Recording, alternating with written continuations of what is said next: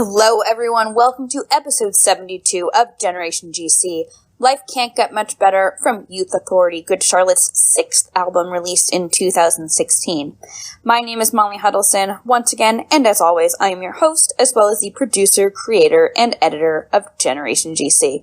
My guest today is Joey Trainor, and if you're listening to this and thinking, this intro sounds a little different, I'm on vacation this weekend. I'm away from my regular microphone, so I am recording this on my iPhone. On our last regular episode, we talked about Harlow's song from Cardiology. Last time, we had a bonus episode on Good Charlotte's cover of Awful Things by Lil Peep. In 2 weeks, we'll be back talking about a song from Generation RX.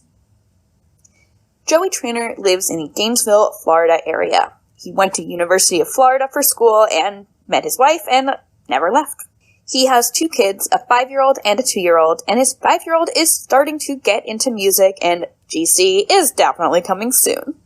Joey is a claims adjuster for an insurance company, and he's originally from Coral Springs, Florida. He went to the same high school as Chad Gilbert from New Found Glory. Fun fact.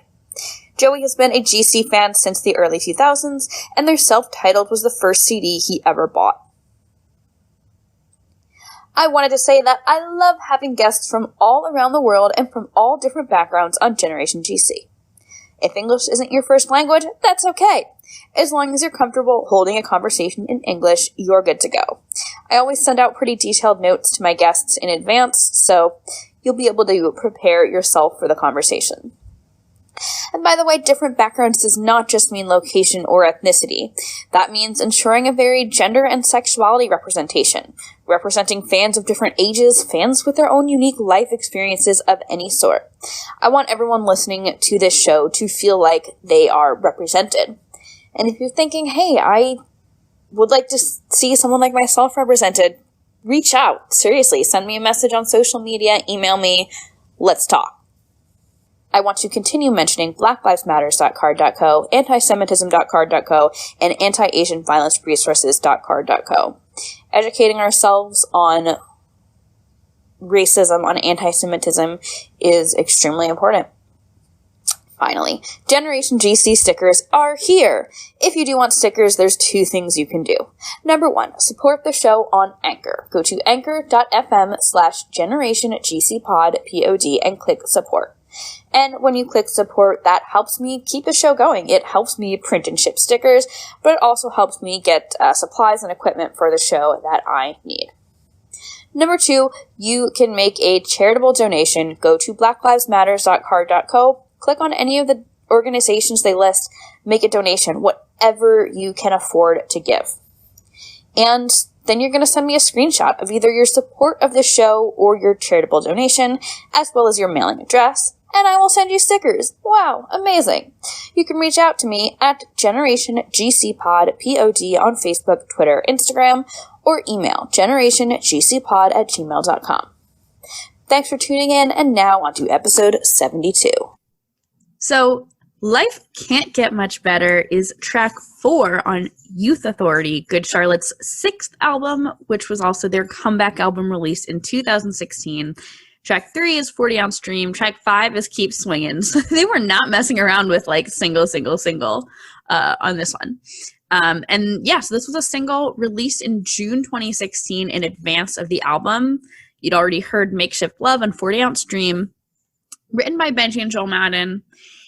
And I took a look on setlist.fm, and it looks like they played it a bit in 2016, but it doesn't really seem like it was a very regular part of the setlist, just kind of an occasional one, which is a bummer because I would have loved to hear it. And it did chart a little bit, which was pretty cool. So it reached number 10 on alternative digital song sales, number 19 on hot rock and alternative songs, number 9 on rock and digital song sales. Also to note that the album went number 1 in Australia. We love Australia here on Generation GC. We've had one Australian guest so far, Shannon Carlton, talk about We Believe last summer. And I would love to have so many more Aussies come talk about GC because y'all are wild. But this song charted outside the top 50, so kind of just barely made it on there. And there's a music video as well as a lyric video for this song. We're going to have a lot of fun talking about both, but Joey, I want to help our guests get to know you. All right. Well, I'm glad to be here and glad to talk about Life Can't Get Much Better. I know we've been back and forth on Twitter for a while, and I've just been like, I'm just so happy I can fit you in and get you on the show. And the first thing I like to ask everyone is, when did you first hear Good Charlotte, and what were your first thoughts on them? So, listening to all the other episodes, I was going through and I was like, is anybody going to have the same story as me when I first experienced Good Charlotte? And actually, Nikki Phillips did. When she was talking about how she first saw them on the box, and it was a music video channel. I still remember it was channel 25 back in my hometown. And when you're home all day and you're watching music videos and it's nothing but boy bands, and at the time Britney Spears' "Baby One More Time" was all over music videos. There were two music videos that always just stuck out to me. One of them was Good Charlotte's "Little Things," just kind of having that running around the high school with the golf carts and playing in the gym. The other one was Linkin Park's "One Step Closer." But that was the first experience that I had with Good Charlotte. That was the first time I had heard their music, and my dad would send me Sam Goody gift cards. This is dating myself. We had a Sam Goody in my town growing up. It was a place. Yeah, so he would send me Sam Goody gift cards for my birthday, and the first two albums that I bought was the self-titled album from Good Charlotte and Linkin Park's Hybrid Theory. I love that. I also bought Young and the Hopeless at Sam Goody. I'm sure I bought some others at Sam Goody over the years before it got destroyed. But I love, by the way, also that you have really and truly done your research in getting ready for this. Makes me very happy. And I know, obviously just from interacting with you online, I know that you listen to the show regularly. So you probably know the next question, which is, have you ever seen Good Charlotte live? Yeah, I have not seen them live. It's shocker. I grew up in a Christian household, going to church, stuff like that. Rock concerts were not big on my parents' list of activities. I actually didn't go to my first concert until I was in my freshman year of college. Wow. But we'll get into more of that later. But no, I have not seen them live. But if they do go on tour again, guys, I know you're listening. If you go on tour, if you're anywhere near the North Central Florida area, I will come see you. Oh yeah. Well, you now live in the Gainesville, Florida area, which when I hear Gainesville, I think of Fest. So were you a Fest goer? What's Gainesville like in terms of music the other 50 something weeks a year? I do know of the Fest. I have never been. When I was in school at UF, I used to actually live close to the downtown area. Okay. I remember you would always know when Fest was in town because just long lines of people wearing goth and punk clothes and all of the downtown businesses, clubs, anywhere you could have a music venue was packed. Wow. The other 51 weeks of the year, sometimes musical artists will come. They'll do a show at the O'Connell Center or the O-Dome, which is the basketball arena. During homecoming, they have what's called Gator Growl. They usually would have musical artists come and perform there. We've had some pretty big artists come through. I remember the few years that I've gone, we had Josh Turner, who was a country artist, come through. We've had the Goo Goo Dolls come through. A lot of rappers, but as far as, because we have a lot of big cities around us, Jacksonville, Orlando, Tampa, a lot of the artists. Even Atlanta's just a couple hours, probably. Exactly, yeah. So a lot of the artists just tend to go to those cities instead of coming to the college town. We did have, although Luke Bryan was doing a farm tour and came to a ranch, a farm close by in Archer, and did a tour, a concert out there that had about 20,000 people at it. I just saw today Mayday Parade announced the tour with Microwave, and they're hitting Gainesville. So I may have to check that out. Yeah. I'm trying to get tickets to the Punk Is Not Dead tour with Newfound Glory and Simple Plan, Simple right? Plan. Yeah. I'm trying to go see him at House of Blues in Orlando, but ticket prices went sky high. Oh, I'm sure. Also a big like teasing moment from that tour was like I think it was alt press like video interview that had like members of Simple Plan, Newfound Glory, and then I think Joel Madden, and everyone's like, wait, is Good Charlotte on the tour? Like, we wish. As of right now, Good Charlotte doesn't have any tour dates announced. No, and I commented on the Twitter post for that video because I was trying to see if I can get some kind of deal worked out, because ticket prices were like $33 for general admission for House of Blues, and then the next day I went to go buy it, and they were like $70 a ticket, and I was like, what happened? Well, it's like Live Nation Ticketmaster is like doing this thing now where they'll surge prices when there's a high demand, which is like some bullshit. Like, I don't know. I hate it. I don't know. I got my Angels and Airwaves tickets, and that's the first concert tickets I've bought in a long time, and prices seemed reasonable. Well, I have to ask, Joey, what was that first concert for you? Actually, the first concert I went to was Newfound Glory and Reggie and the Full Effect back in 2004, 2005 at House of Blues in Orlando, which is why I want to get tickets to go to this one, because it's like going back, 16 years to my first concert. Probably first. Would that be your first concert like back since everything? Yes. I think, as of right now, Angels is going to be my first back, but Newfound Glory and Simple Plan, what a lineup. I had a poster in college I found because I was in college 2009 to 2013, and I don't remember where, but somewhere online I found a poster from the 2003 Honda Civic Tour, which was Newfound Glory and Good Charlotte, and that lived on my dorm room wall for most of college. Yeah, I love to go. I convinced my wife to go with me, and so hopefully I can get it worked out to where I can get tickets at a reasonable price. I hope. With fees and everything, I think it was like $180 for general admission tickets, and I was like, "Yikes! I want to, but we have other bills." Yeah, I think I paid $120 for the 2 Angels and Airwaves tickets in New York, with all the fees, and I was kind of like, because they just announced New York and Los Angeles, so I was like, whatever. Like, I'll stay with my parents in Jersey for a night. Like, let me just buy 2 tickets. Before even asking if someone wants to go with me, let me just buy the 2, and then I can sell it if not. I would just love to hear, Joey, so growing up in like a pretty conservative religious household, what music was, I think I know like what music you listened to, but what music was popular like kind of in your area like growing up? Yeah, so I grew up in Coral Springs, which is where Newfound Glory is from. Right. Chad, went to my high school. He was 5 years ahead of me, so we wouldn't have been there at the same time. Okay. And it had so I went to Taravella High School, and it was kind of a blend. Our high school was made up of half kids from Coral Springs, half kids from Tamarack, which is the next city over. Okay.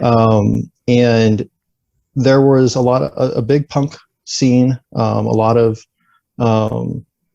kids listening to punk music. There was a lot of rap music as well. A lot of the kids from Tamarack would listen to rap music.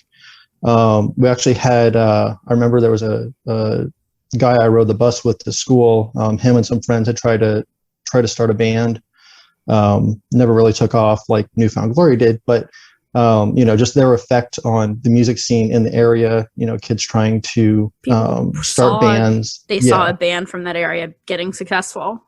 Exactly. Yeah. And the other 3, the other 3 guys in the band went to our rival high school, Stoneman Douglas. So, very, very much all in the same town. Definitely had an effect on the music scene, but it was mainly, punk rock and rap music. That was the 2 biggest genres in our high school. Yeah. Well, I have just one more question for you, Joey, before we get into kind of the meat of our discussion. Okay. So I understand you have a couple young children. Mm-hmm. And whenever I hear about, my guests that are on the show that have kids, I just want to hear like what music they're into. So I know you were kind of telling me that you started getting them into some music. So I just want to hear, what have they liked? What of Dad's music are they not into? Yeah, so I have a 2-year-old and a 5-year-old. My 2-year-old, Baby Shark is life right now. Understandable, yeah. And but my 5-year-old is kind of branching out more. He's kind of gone through. He's passed all of the preschool songs, stuff like that. Sure. I play a 5 lot is of kindergarten, so you can't listen to preschool music anymore. Exactly. But when I'm driving around, I've usually got my Spotify playlist going. It's a lot of 90s stuff that I grew up with. A lot of Good Charlotte. And the biggest thing that I listen to it's the Pop Punk Powerhouse playlist on Spotify. So a lot of My Chemical Romance, Jimmy Eat World, All American Rejects, things like that. Good Charlotte's in there. They like to play. They have Little Things, the anthem, and Lifestyles of the Rich and Famous on the playlist. So he has been exposed to Good Charlotte. He does. Love that. He knows who they are. But his favorite song outside of kids songs is All Star by Smash Mouth. Classic. Yeah, so he really likes that. Eventually, we'll get him to watch Shrek, and that was going to be my question, if he had already seen Shrek, if that was why he liked All Star by Smash Mouth. Well, he likes it because I would play it all the time in the car. I think he's seen Shrek once, but I know All Star from the movie Mystery Men with Ben Stiller back in, I think it was the late 90s that movie came out. But yeah, All Star is his kind of, I guess, favorite adult song. But I'll have to get him into Young and the Hopeless. Oh yeah, here in the next couple of years. It's time. Well, Joey, let's get into the meat of our discussion. So, I mean, we connected, I think it was probably end of last year, and I'm so happy because I know that you love this song. You'd mentioned it. So why did you want to talk about Life Can't Get Much Better? I think when I first heard the song, it just kind of hit me on a personal level. I didn't see the lyric video that had come out. My first exposure to the song was when I was just going through a bunch of Good Charlotte music videos on YouTube.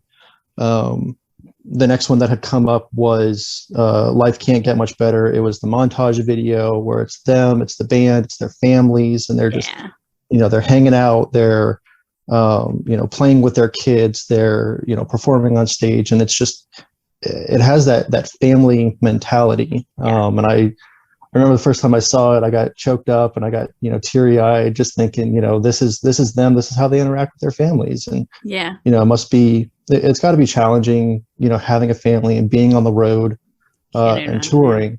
Being able to see your family when you can, or if they can come to shows, things like that. So just the family mentality, kind of hit me of, I'm a dad, I've got 2 small kids, I know the guys have small children as well. And, just kind of having that, interaction just kind of hit home for me. And I was like, this song is amazing. I mean, it's one of my favorite songs by them now. And so I was like, if I want to talk about this song. Yeah, no, I can definitely see why you have just such a connection to it. Do you have a favorite line from the song? I don't know if I necessarily have a favorite line. I think just the overall message of the song, and we'll talk about that. But just trying to, I don't know. I love it as a whole. There's not just any one part that sticks out. Yeah. I think the one line that I have to mention is when he talks about the girl with the blue eyes, just since I have blue eyes. But do either of Benji or Joel's wives have blue eyes? I have no idea. Let me look up right now because I feel like Nicole Richie has brown eyes, but maybe Cameron Diaz has blue eyes. Okay, yeah, Cameron Diaz has blue eyes. And I'm just looking up a picture of Nicole right now. Yeah, Nicole has like brown eyes. So Cameron, I would hazard a guess that Cameron Diaz, being Benji Madden's wife, is the girl with the blue eyes. But yeah, I don't know, Probably Joey. safe to say. What is your interpretation of this song? What's your take on it? So, I mean, when you listen to it, I think it's about finding that someone, doesn't necessarily have to be a someone, but just something that you care about. Talk about the promise made, could be wedding vows, it could be a promise to always be together. Again, I remember, reading through the notes you had sent, and it was, could it be a significant other? Could it be the band? Yeah. Kind of along the same lines as like life changes. Who are they talking about? You don't really get a definitive answer. Yeah. And I guess it's just up to the listener's interpretation. But I think about the part where it says, these scars are tokens of promises broken. And, to me, I get the mental image of, and I hope it's not the case, but it makes me think of people who are, possible self-harm. Maybe they don't feel wanted, or they don't feel accepted, and so maybe they hurt themselves in some way. But finding that person or that thing that makes you happy, and life can't get much better without that person or thing. Yeah. And I think that just having that, I guess, reason to keep going is so important, and the having that thing that you can focus on when times get tough, because we're all going to go through tough times. But having something that we can, put our hope in, put our trust in, and know that, when we have that thing, whatever it is, person, object, whatever, that life will be better because of it. Yeah, I agree with like all of that. I think you bring up a good point that I did have in my notes, and that we talk about a lot with a lot of this album, really, is that maybe it is about a romance, like a person. Maybe it's about, a person that's not necessarily romantic, like a friend, family member. But maybe it is kind of about the band. I mean, maybe it's also about all of it, right? I would argue seeing the lyric video for this song, which we'll get into, but seeing the lyric video, I would argue there's got to be some element of like, it's kind of about like the band, right? Yeah, I think it's realizing just how special that connection you have with someone or something or some community is. And when we talk about the lines of these scars are tokens of promises broken, I take that as, something has happened, something small happened, someone made a mistake, you drifted apart, but like you realize how valuable this is, and like nothing's going to get better. Like, you're not going to throw it away. Like, nothing's going to get better. Like, you want to hold on to it, and you're just basking in that. I've had that thought too, that these scars are tokens of promises broken, like could be a reference to like, self-harm, self-injury, people that are leaving physical scars on themselves, right? I don't know. I go back and forth on whether I feel like that's what was intended here. Like, scars could also just be kind of metaphorical scars or like emotional wounds. But that's certainly like the images that comes to mind, right? Like someone who hurts themselves because someone else broke a promise and they're upset, or they made a promise not to hurt themselves and then they did. Like, it's certainly an image that comes to my mind, and I'm not going to pretend that like I didn't have that same interpretation of that line, like in without context, but in the context of the song, I don't know if I fully take it that way. Yeah, I mean, it says, life can't get much better. Let's just stay together. These scars are tokens of promises broken. Yeah. Where it says, let's just stay together. It's kind of like, we don't have any other option. Like we've made this thing together. We want to see it through. And these scars are because of other promises that have been broken already. Yeah. So, if we were to break this promise, and again, whatever that promise is, just kind of makes me think that it may result in more scars, if that makes sense. Yeah. And again, it doesn't necessarily have to be physical scars. It could be an emotional scar. Like in the second verse, he says, "Now I try to forget the past, but it's all that's on my mind." Right. So maybe that's the emotional scars that are on his mind, which a big obvious one would be like, okay, if someone cheated in a romantic relationship, maybe you forgive them and the relationship continues, but there will always be that wound, that emotional scar. Exactly, I'm not saying that's what they're referring to here, but that's like as an example to paint the picture of what we mean.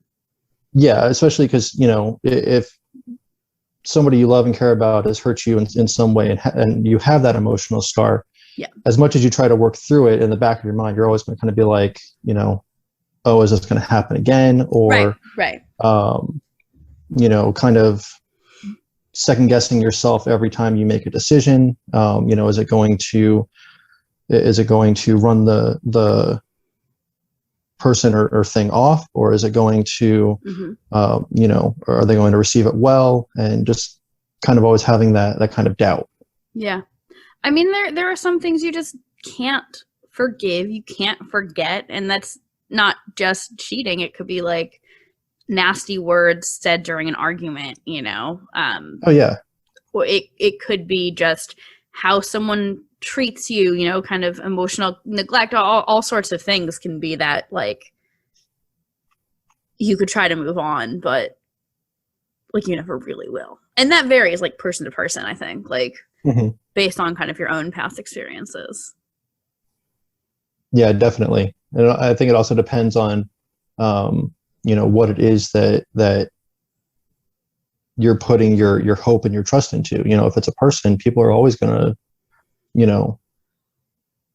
not always let you down, but everybody has their own side to things, and we may not always agree with everything that other people do. But if it's worth fighting for, if it's worth holding on to, you'll work through it. Yeah. This is a slight, off track, but just this is on my mind, and I promise I'm going somewhere. Have you ever watched Catfish on MTV? I have heard of it. I've seen clips of it on like Facebook videos, but I've never actually watched an episode. Okay, so I love Catfish, and I think I've watched every single episode since it came out in like 2012. Like I was definitely still in college, and I just watched I had my boyfriend over, I think, for the last time one came out, like last week. I was like, okay, like you have to watch with me. And part of the appeal of Catfish to me is just like the mystery and kind of watching people like be stupid when someone on the internet is obviously lying to them. But part of the appeal to it is watching Neve Schulman, the creator, one of the hosts, because he has this ability to see the person's side even when that person has clearly hurt a lot of people. He still has this way of humanizing them, which I think is just like really amazing to see. So that just came to mind a little bit as we're talking about this. But I want to go into the backstory of Life Can't Get Much Better. So there's an interview with Entertainment Weekly that Joel did. And he just talked about, why they, when they went on hiatus, shut down the website and all of that. And he said, "It's very selfish to think I'm going to put out records, tour, and make money. I think all of us were looking for some kind of deeper connection with the world in a more human way and not as an entertainer. We looked back and said, can we take all the good things we did in Good Charlotte and repeat them and leave behind any of the youthful angst or selfishness that we feel like we had? In an honest way, looking back, we did have a lot of nostalgia on this record and fondness for some of the things we did. We were pretty off in our intentions from the beginning. And this is in response to the interviewer just asking about songs like Life Can't Get Much Better that are very nostalgic. Mm-hmm. And then there was another interview with People that Joel did. And this is really sweet. The headline says, Joel Madden says wife Nicole Richie helped him recover from a broken home. We feel really blessed. And then here's from the article. With a new album and beautiful family of 4, life can't get much better for Joel Madden. As a matter of fact, the pop-punk veteran and his twin brother Benji, both 37, sing about just that on Youth Authority, their band Good Charlotte's first album in nearly 6 years. We're inspired by our own lives, Madden tells People. And then he goes on to say, there are moments where you feel like life is perfect and you want to stay in that moment forever, and that's how we feel. Really blessed and lucky, Madden says, recounting the inspiration for their celebratory new single, Life Can't Get Much Better. Yeah, I like that a lot. And I think no one can fix your problems for you, and it's no one's like responsibility to heal your traumas for you, but like there is no denying that like finding that one person, like that right person, like and like a true, secure, supportive partner, there's no denying that that really is going to help you heal yourself. And it certainly sounds like, you know, Nicole was a help for Joel in a lot of ways. Absolutely, yeah. And you know, I think about, you know, my wife and I will be celebrating 10 years in December. Amazing. You know, and everything, you know, looking back at where we were 10 years ago and where we are now, you know, careers have changed. We've both gotten master's degrees, and you know, but I think about, you know, trials that we've gone through and hard times, and you know, I don't know if I'd have the same outcome if I didn't have her, you know, with me. And so I definitely think, you know, that Joel and Benji have great wives that have helped them through it, and you know, just excited to see that they've, you know, been able to come back and you know, make more albums, and just you know, kind of work through the hiatus, and you know, if they, you know, like he said in the first interview, Entertainment Weekly, where they were talking about, you know, they didn't know if they wanted to come back, and they had just stopped the band and just looked to see what they were leaving behind. And I think that's, you know, as a parent, that's all we want, is to, you know, leave something better for our kids. And I know when I think of, you know, life can't get much better, you know, the best moments that I have are usually when with my kids, with my family. You know, when you come home from a long day and your kid, you know, my boys run up and they're excited, they're happy, they throw themselves at me, and you know, they're like, Daddy's home. And so yeah, it's fun to have that.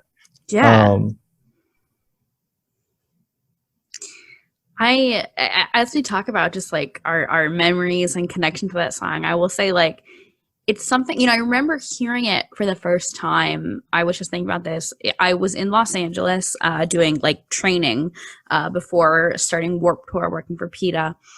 And I remember hearing this and being like, okay, yes, like the sentimental Good Charlotte is back, right? But, you know, definitely like the past few months, starting to date someone like kind of for the first time, that it is like a pretty real thing. I like feel this song a little more, and it's very nice.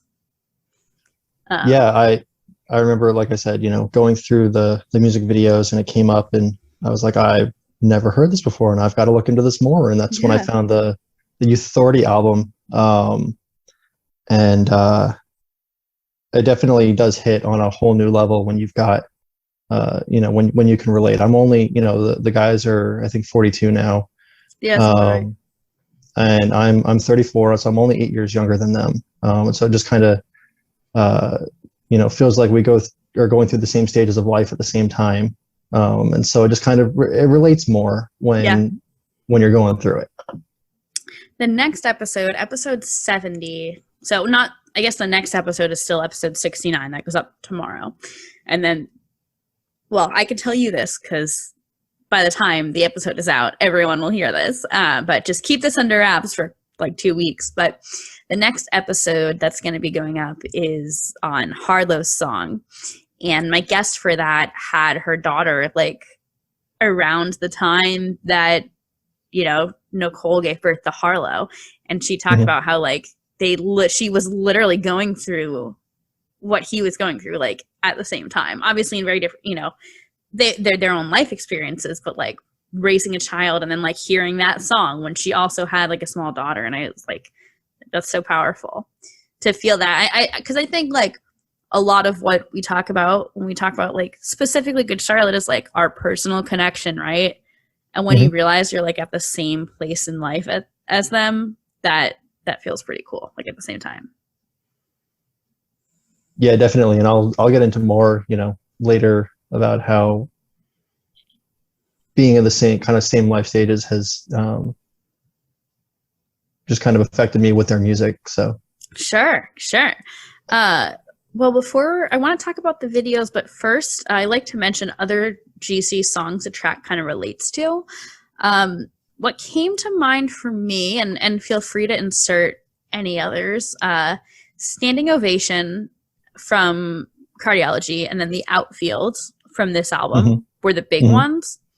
And then I put with question marks Alive from Cardiology and Beautiful Place from Good Morning Revival, with like a heavy question mark for Beautiful Place, because despite being called Beautiful Place, I feel like that's not nearly as optimistic and happy as this song.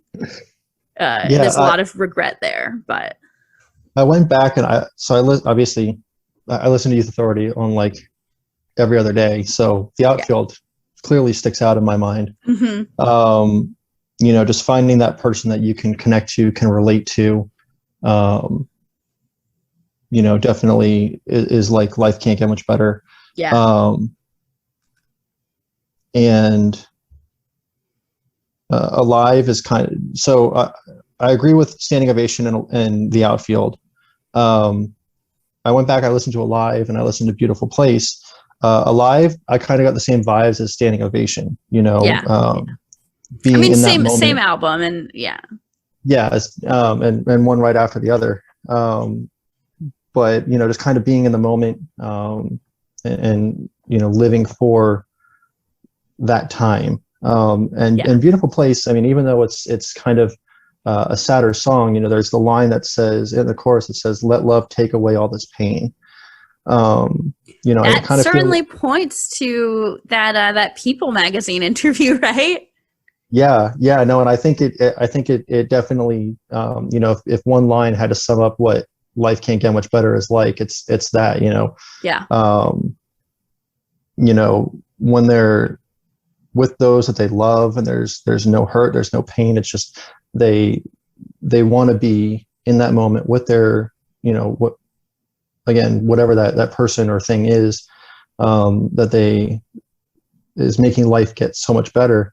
Everything else and I wrote down, I said, anything else that happens is forgotten in that moment. And so I think that one line from Beautiful Place, is a great, analogy or illustration of life can't get much better. Yeah. When else you talk about illustrations, let's talk about the lyric video first. So lyric video came out June 2016. This is fantastic. I mean, they had a couple good lyric videos for this album. 40 Ounce Dream had a great lyric video, but this one is a slideshow of fan photos with the band, as well as some old photos of the band, with like years and names listed.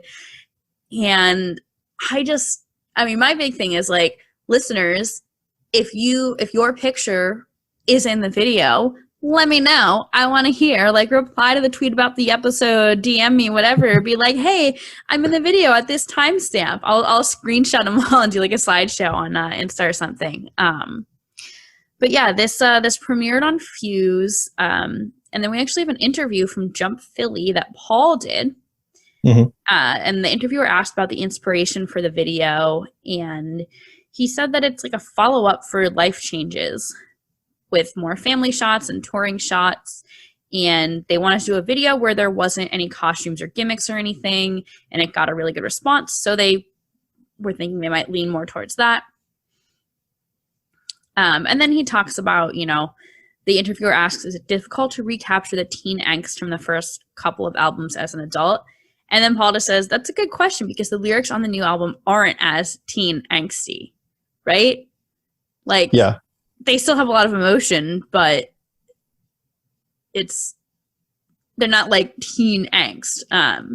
No, and it's different than, you know, like The Young and the Hopeless, where, you know, they're still, I guess, trying to, I don't know, find themselves, yeah. You know, make a name for themselves, because, you know, they had just gotten, you know, the self-titled album wasn't as known. You know, they really blew up with Lifestyles, but now, you know, like, they're getting older, they're you know, have more life experience, and we can't all stay teenagers forever. Yeah. You know, sometimes we have to, you know, we let that stuff go, but I think, you know, it's kind of helped them more with their listeners. You know, their target audience isn't angsty teenagers anymore. You know, we're growing up, we're getting older, and so, you know, the lyrics kind of change with it, but it still has that same emotional connection, you know, as they did, you know, back when they first started. Yeah. I mean, that's it. It definitely, you know, they are aware that their audience is growing up. Let's talk about this. Actually, wait, before we talk about the music video, my question for you, Joey, do you recognize anyone in the lyric video? I actually haven't seen the lyric video. You have to watch it. It's great. I'll definitely take a look when we're done. But yeah, the first video that I saw was the montage video. Right. Didn't know that a lyric video actually had existed. But I'll definitely take a look when we're done. It's great. Yeah, it's really great.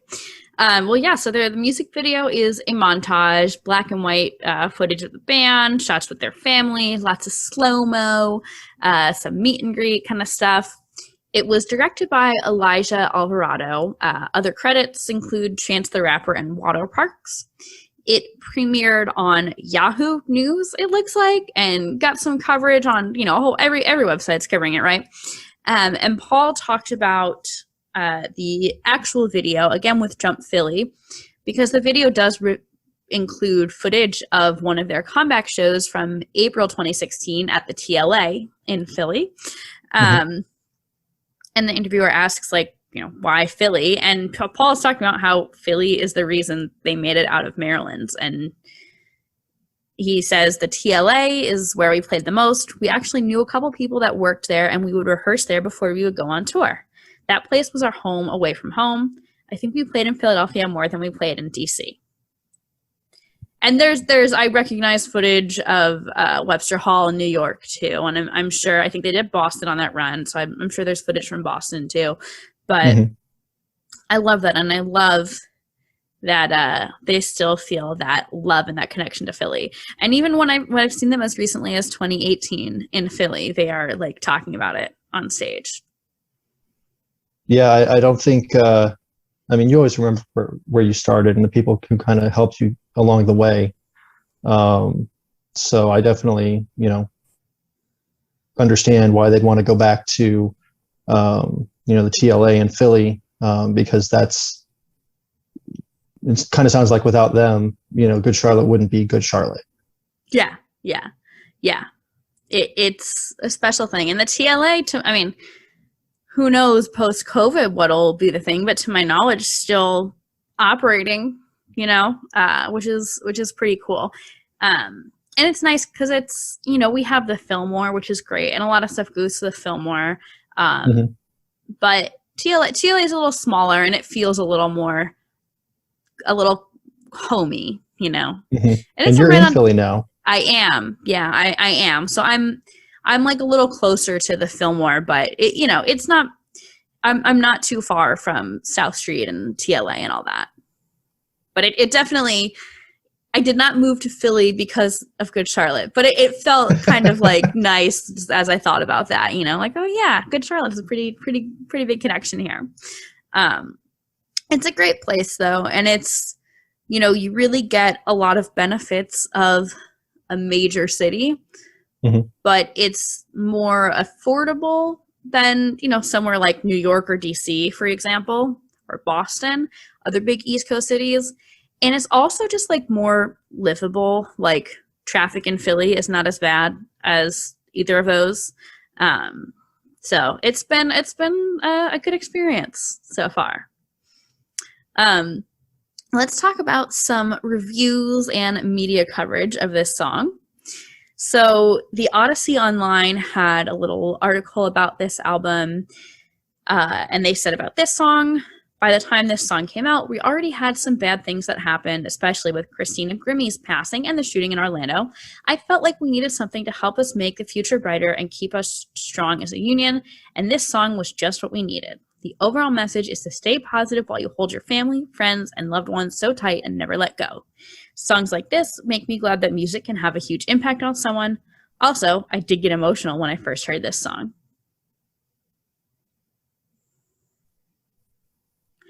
Rock Seller magazine thought it was probably a farewell record. So I'll read this quote, and then we can discuss whether we agree with this interpretation. Okay. There's no doubt that the 2002 to 2003 era was the band's commercial peak, though they did release 2 more records before going on hiatus in 2011. Last week, the now veteran band returned with Youth Authority, their first album in 5 years, and it's made quite apparent when listening to it, probably their final output as a musical unit. If it is indeed their last album together, it's a strong way to wrap up a career that didn't always attain the kind of credibility of some of their forefathers, among them Green Day and Blink-182. The songs on Youth Authority, produced by the tireless John Feldman, are a mostly solid blend of higher energy anthems, such as Life Changes and Keep Swingin', and more mid-tempo crowd pleasers, such as Life Can't Get Much Better. So, going back to when you first heard Youth Authority, not having then heard Generation RX in last December, what did you think about the idea of this as like a final album? I think it's definitely got some credibility. Yeah. I think that, when you hear, I mean, the whole album from front to back is an absolute banger. I blast Youth Authority in my car, windows down, going down the back roads, back country roads of where I live. Yeah. But especially when you end a CD, end an album with Moving On, and it's like, remember us when we're gone. Yeah. You're just kind of like, I hope this isn't their message to the fans that they're not making another album. And of course, we have Generation RX, or so right. We know that's not the case, but you just kind of, you hear songs like that, and especially because every song is so good, maybe they do go out on a high note, but we know that's not the case now. But I think, if you were listening to this album for the first time, in 2016 when it came out, yeah. Exactly, coming back from the hiatus, from being gone for so long, make one solid album, and go out on a high note with your fans. And then you can like really truly feel like you can start the next chapter of your life. Yeah. Exactly. I remember reading articles about, when they were on the hiatus, they were doing a lot of work with like younger bands, just kind of being an influence to them. And, maybe you just put out one more album and then, work on other stuff with right. other artists to keep, punk music going. But maybe not necessarily kind of being in the driver's seat. I think of, and this is right, all their work with the artists they manage and everything. Exactly. And I have an illustration, and I promise this is going somewhere, but my oldest son loves the Cars franchise. the Pixar movies. And in the third movie, you know, Lightning McQueen is trying so hard to continue to be racing. And he ends up passing the torch to Cruz Ramirez, and she ends up becoming the new face of, you know, Rusty's bumper oil, you know, whatever it is. And he ends up becoming her crew chief. And I think that was the illustration that I got when I thought of, you know, if Good Charlotte wanted to kind of take a step back and maybe not put out more albums, but help the other bands kind of come up and attain the same kind of success that they had. Yeah. But of course we know that's not the case. And we love that you guys are still putting out music. Yeah. Yeah. I think like definitely I had the same reaction when I first heard the album. I was kind of like, oh, moving on is like the breakup song. Like, like what? Because it didn't seem like something that would apply to like a romantic relationship or anything. Like it just so seemed like it was, you know, celebrate us when we're gone. Just kind of remember all the good parts, right? We want to leave you with something good to remember it all. Yeah, but, and it's kind of a softer song as well. You know, kind of, you know, once the I guess, you know, concert's all done, and I say that in air quotes. You know, once the concert's all done, this is it just kind of like the exit music. Exactly. Yeah. Exactly. But then they come out and they do an encore, and everybody gets pumped up again. Yeah. Well, I want to save further discussion on that matter to the episode on moving on in the future. Mm-hmm. But yeah, I had to bring it up because of that review. Pure MZine calls it an awesomely uplifting anthem. Soundsphere Mag gave the album 4 out of 5, called it a crossover between a ballad and an anthem. The musical Hype was a fan. About this song, they said, Good Charlotte sound locked and loaded. The scenario is familiar. Love and its pain. While the relationship, let's stay together sensibility is crystal clear, one has to wonder if there's reference to the band's resolve to come back. Could Don't Give Up on Us transcend a potential breakup? Like telling fans don't give up on GC. Okay. I mean, that's what we've been saying, right? Yeah, I think it could also, you know, could partially be for the fans, you know, don't give up on us. Yeah. But I think also, you know, to the partner, band members, yeah. You know, don't give up on us. Okay. Okay. You know, maybe, who knows? Maybe during the hiatus, some of the guys may have had second thoughts about coming back or keep going. But hey, you know, hey, don't give up on us. Let's keep going. Let's keep, you know, doing what we love. Yeah. Last review I will read is Original Rock. They wrote a live review of GC's show at the O2 Academy in Glasgow, August 24th, 2016. And they said the first new song the crowd are treated to is Life Changes, which sees almost all of the crowd knowing the words before later in the set, a triple bill of tracks from the album is played in a row, with The Outfield and Life Can't Get Much Better proving to be very powerful tools live, with neither feeling like it is lacking when compared to older material.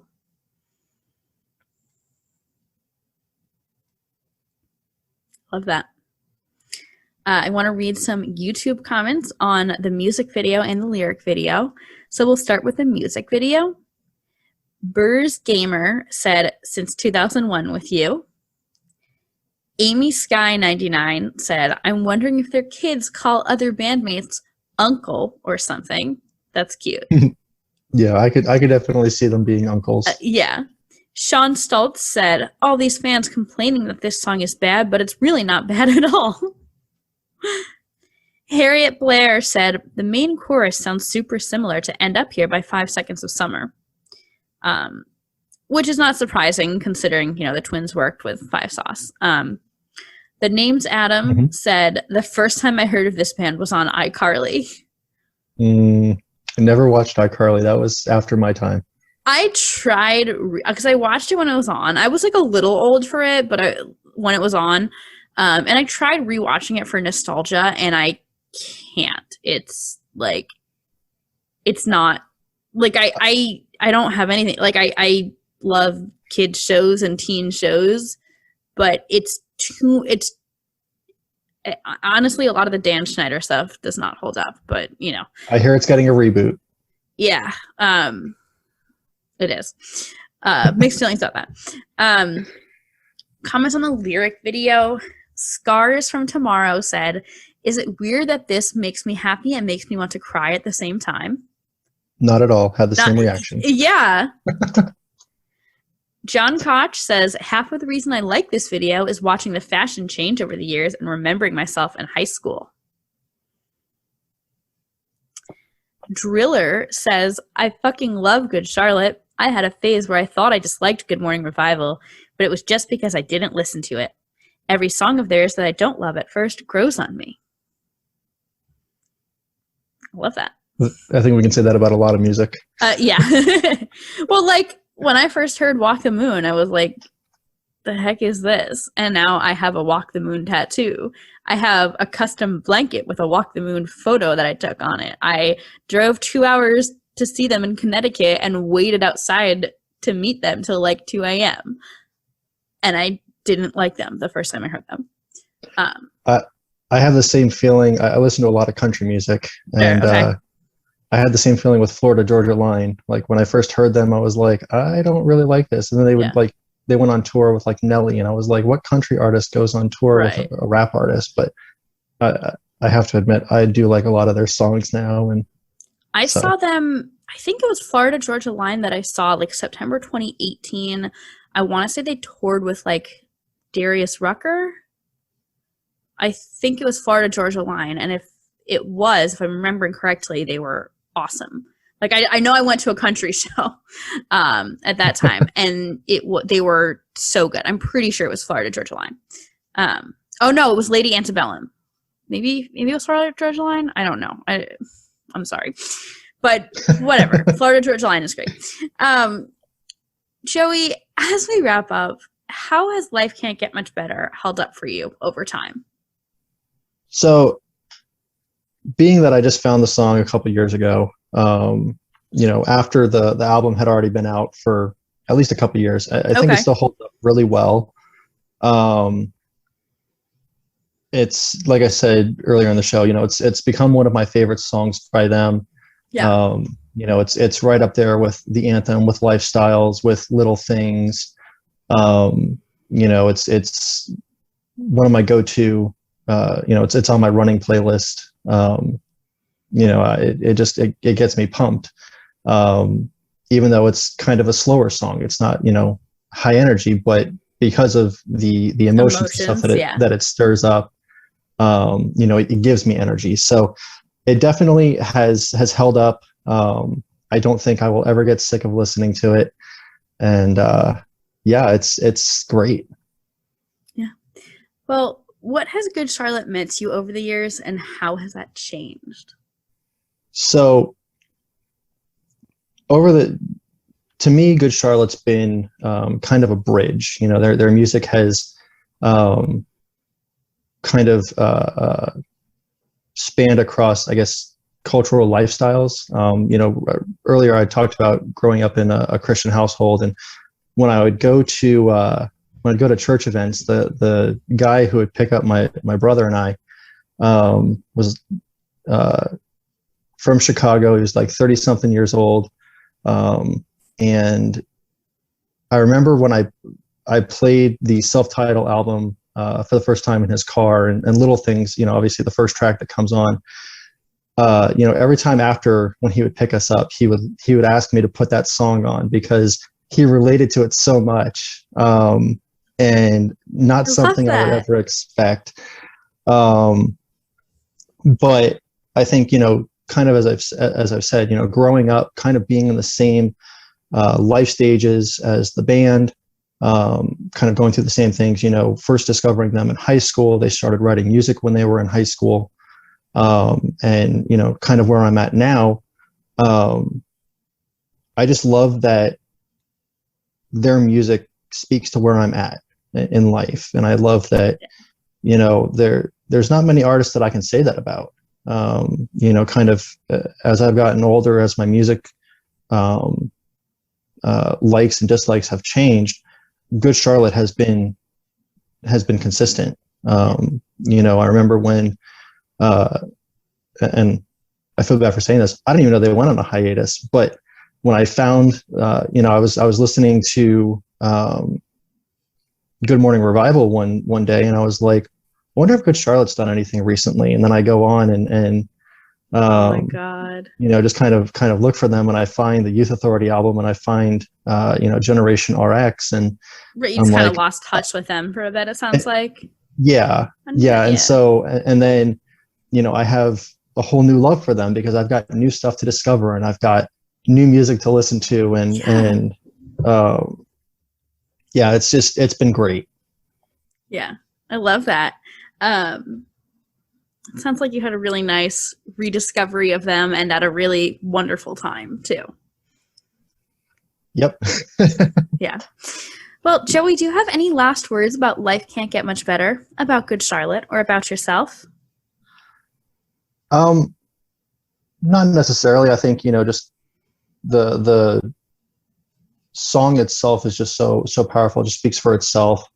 You know, I love the guys. I love all the work. You know, I follow them on Twitter, and I love, I follow all the guys on Twitter. You know, the twins, Paul, Billy, and Dean. I bought some of Billy's artwork. If you don't know, Billy is an amazing artist. And he did a really cool commission. One of our listeners, he did a commission of a listener's pet that I just remember seeing her post, and I was like, it was like, you know, dog but goth, and it was really cool. Yeah, I bought, so he had done some Toy Story pictures. Oh gosh, yeah. And he was doing a limited number. It was signed and numbered. I have number 1 of 25. So that was pretty cool. But yeah, I love seeing all the work that the guys are doing with, you know, Veeps and helping other artists, especially during the pandemic. Yeah. And, you know, just kind of keep music going even when we can't all be together to listen to it. I love that. Joey, as we wrap up, my last question for you.